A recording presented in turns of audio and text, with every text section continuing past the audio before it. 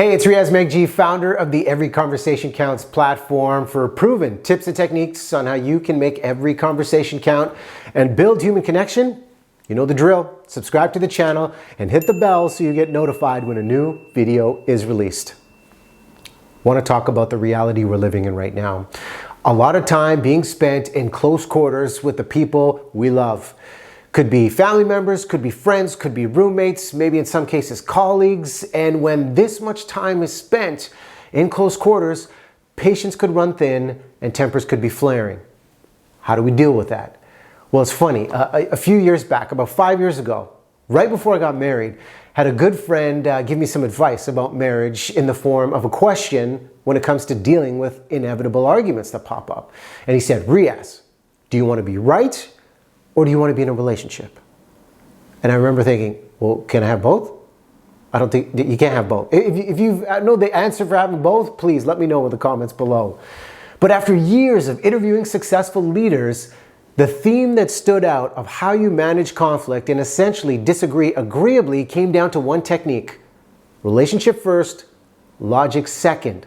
Now, how do you pull off that approach? Follow these 4 steps.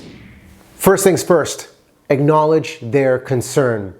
At the University of Wisconsin, the Madison Center for Investigating Healthy Minds did plenty of research on how uncertainty is a trigger for stress and anxiety. So whether you agree with what is being said or not, do yourself a favor. Allow that person to express their emotion and exhale their frustration. I mean, 2 of our biggest underlying commonalities are the desires to be seen and to be heard. If you allow this to happen, you will start to disarm their intensity and then begin to transform this potential confrontation into a collaboration. This next tip was taught to me by one of the world's foremost experts on radical empathy and deep listening, Dr. Mark Goulston. Anger and empathy cannot coexist. He found that empathy is a sensory experience that activates the sensory part of your nervous system, while anger is a motor action, which is essentially a reaction to a perceived threat or hurt by somebody else. In his research, it showed that if you let one in, your brain has to let the other go. Look, if we're getting into a disagreement, we want to be on the same side.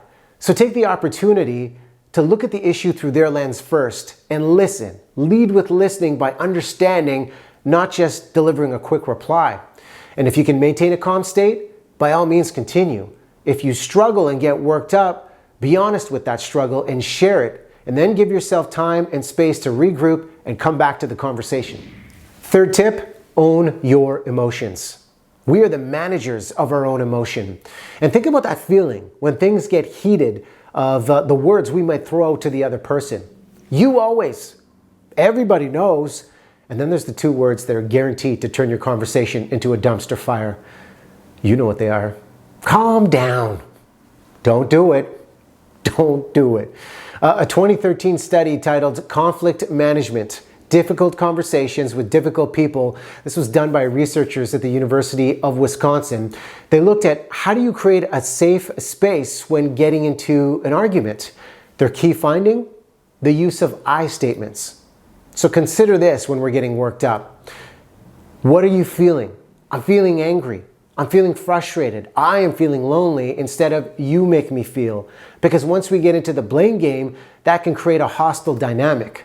So if we can own our emotion and avoid the blame game, it will help cut the tension and get us to productive outcomes. Final tip, and this is where the logic comes in, focus on what you can agree on. There is always common ground. Maybe it's more structure to your day, more space for solitude, more input on certain projects. Find those common interests. And yes, recap their point of view so you can ensure you have understood what you've just heard. And here are some questions that will help you find that common ground. How about we focus on what we can agree on? What's the real challenge for you here? And what would it take for this to work for you? In the end, people want to feel a sense of belonging. So if you can acknowledge their concern, if you can lead with empathy and own your emotion, and then focus on what you can agree on, this will help that person feel valued instead of feeling like a villain, and ultimately help save your relationship.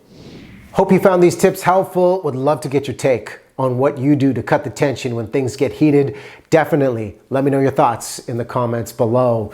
In case you're new to the channel, your free download guide, The 5 Secrets to Making Every Conversation Count, can be found at the link in the description below.